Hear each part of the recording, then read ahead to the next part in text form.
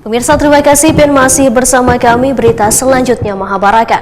Kantor Wilayah Kementerian Hukum Kalimantan Selatan memfasilitasi pelaksanaan rapat harmonisasi terhadap 4 rancangan peraturan daerah inisiatif DPRD Banjarmasin di Balai Pertemuan Garuda, Kamis 31 Juli 2025. Harmonisasi ini dilaksanakan sebagai tindak lanjut permohonan DPRD Banjarmasin melalui surat Sekretaris DPRD.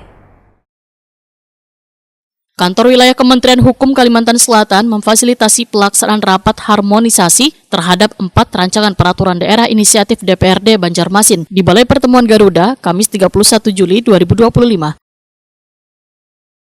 Harmonisasi ini dilaksanakan sebagai tindak lanjut permohonan DPRD Banjarmasin melalui surat Sekretaris DPRD. Adapun 4 raperda yang dibahas meliputi raperda tentang penyelenggaraan, kemudahan, perlindungan, pemberdayaan pedagang kecil, raperda tentang sertifikasi makanan sehat halal, raperda tentang keolahragaan, serta raperda tentang riset inovasi daerah.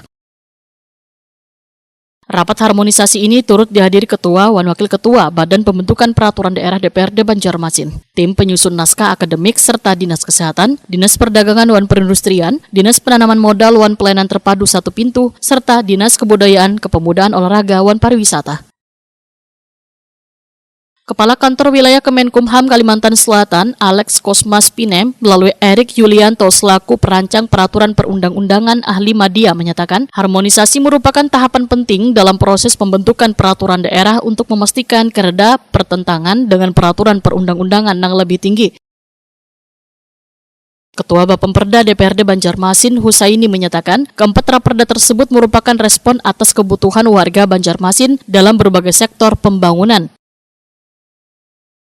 Politisi Partai Gerindra ini pun berharap raperda tentang penyelenggaraan, kemudahan, perlindungan, pemberdayaan pedagang kecil menjadi landasan hukum dalam menciptakan iklim usaha yang adil serta mendorong kemitraan antar pelaku usaha kecil besar. Sedangkan raperda sertifikasi makanan sehat halal bertujuan melindungi konsumen dari resiko makanan yang kada layak atau kada sesuai dengan prinsip kehalalan.